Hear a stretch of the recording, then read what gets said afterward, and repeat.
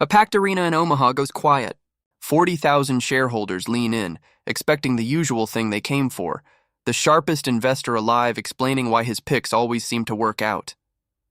Instead, an 87-year-old man at a folding table looks almost embarrassed.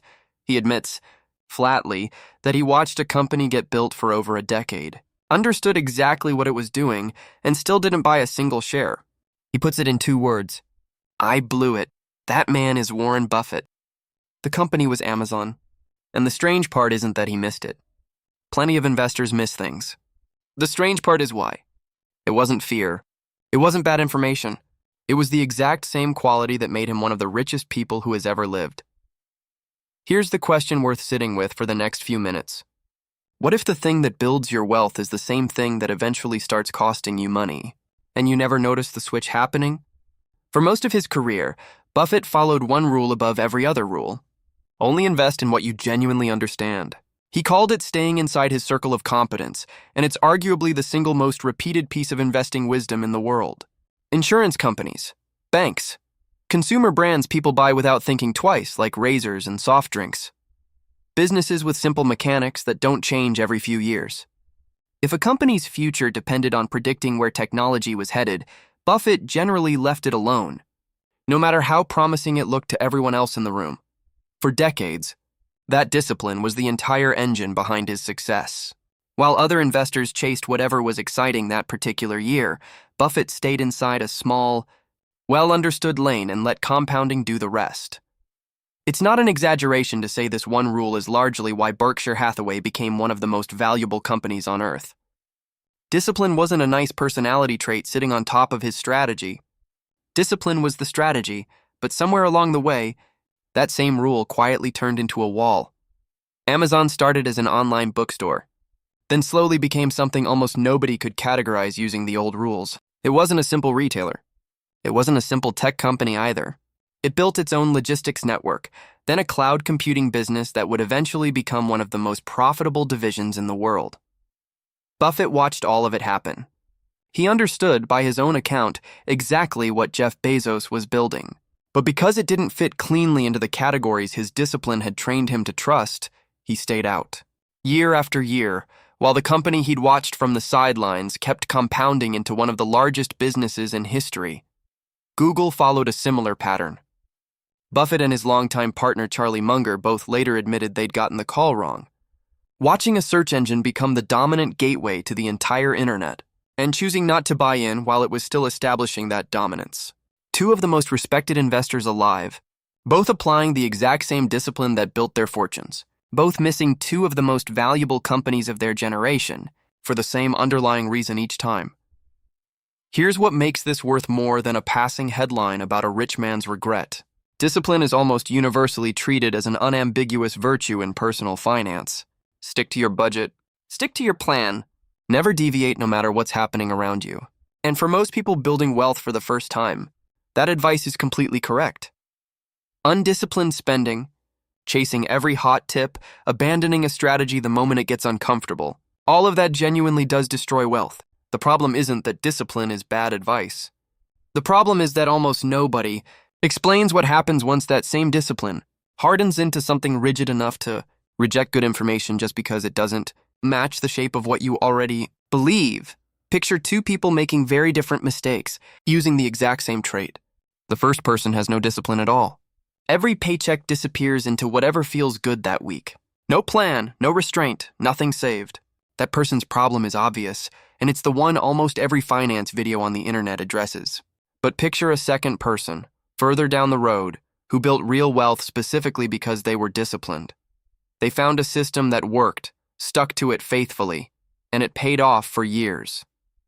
Then, the world around them changed in a way their original system was never built to recognize, and instead of adapting, they doubled down on the discipline that used to work, because it had always worked before. Both people end up losing money. One loses it through chaos, the other loses it through control that stopped listening to new information. That second failure is far more dangerous.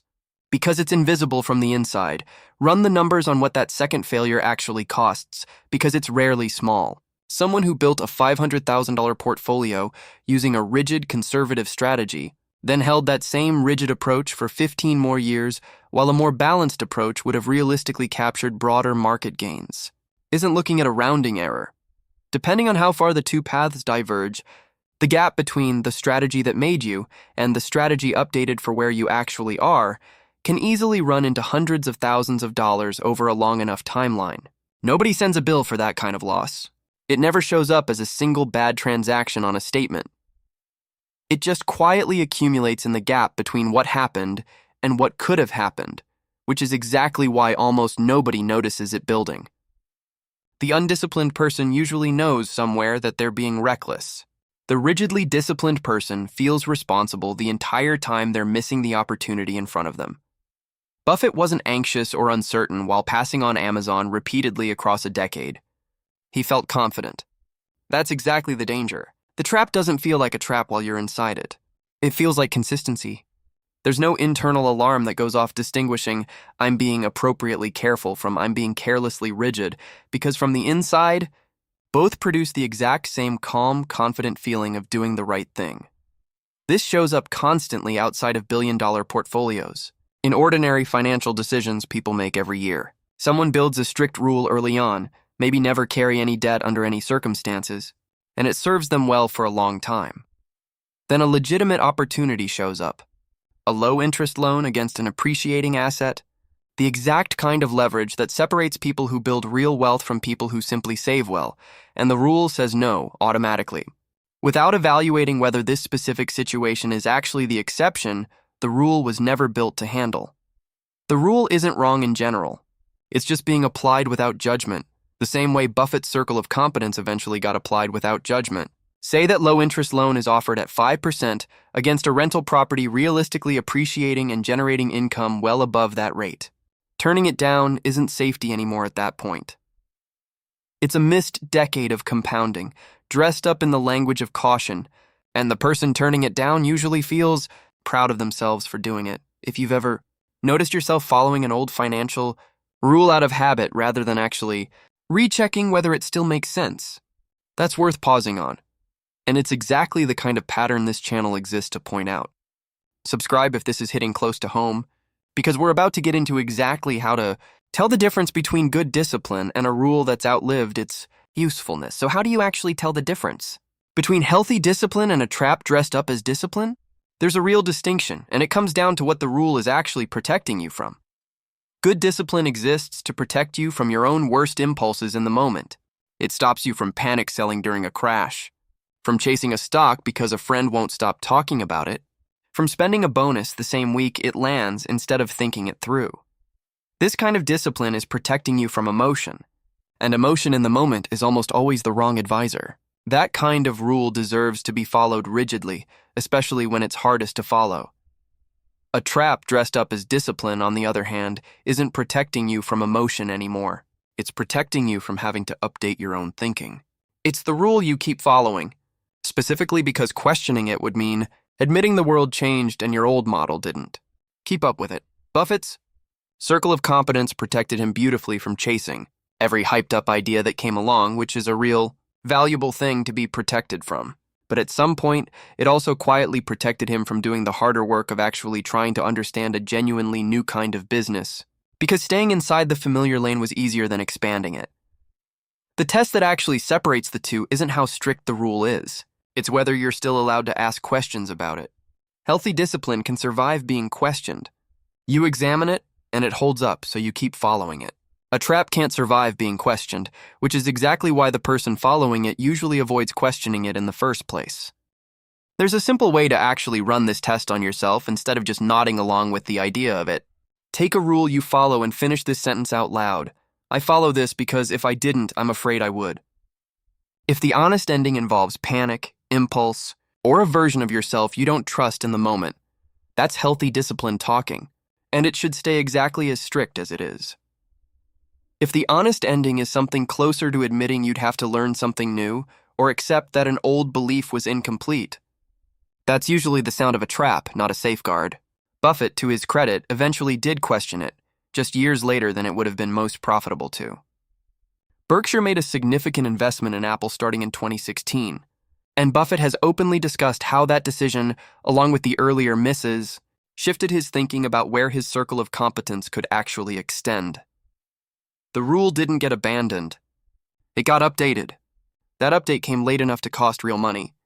But it also proves the point that even someone at the very top of the discipline hierarchy eventually has to revisit rules that once felt permanent. Notably, that Apple position eventually became one of the largest and most profitable holdings Berkshire has ever made, which is its own quiet proof of what was available the entire time Buffett stayed on the sidelines, waiting for a company to fit an old category cleanly. Here's the practical version of all this, the part you can actually use. Once a year, maybe when you're reviewing your finances anyway, pick one rule you follow automatically without thinking about it, and actually interrogate it for 10 minutes.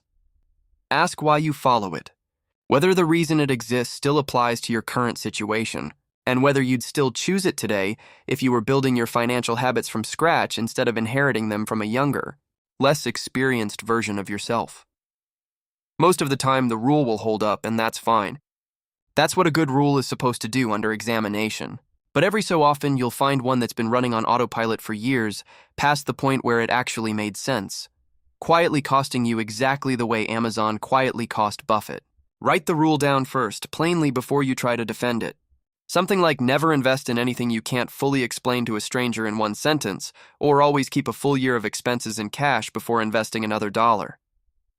Rules that sound wise in the abstract sometimes reveal exactly how outdated they are the moment they're written down next to your actual current situation, instead of the situation you were in when you first adopted them years earlier. Go back to that room in Omaha.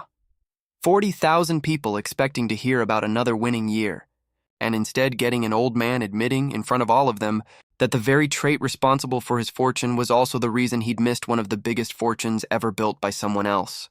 Nobody in that room laughed at him for it. If anything, the honesty made him look sharper, not weaker, because most people never reach a level of self-awareness good enough to spot their own strength turning into their own limitation. Discipline isn't the villain in this story. It's still the reason Buffett has more credibility on this topic than almost anyone alive. But even the best discipline needs a release valve, a moment where you're willing to ask if the rule that made you is still the rule that serves you. Skip that question long enough, and the very habit that built everything quietly starts taking a little more than it gives back. One missed opportunity at a time, without ever once feeling like a mistake while it's happening. If this changed how you think about the rules you follow without questioning, that's exactly why this channel exists. Subscribe, and we'll keep breaking down the parts of money nobody explains clearly.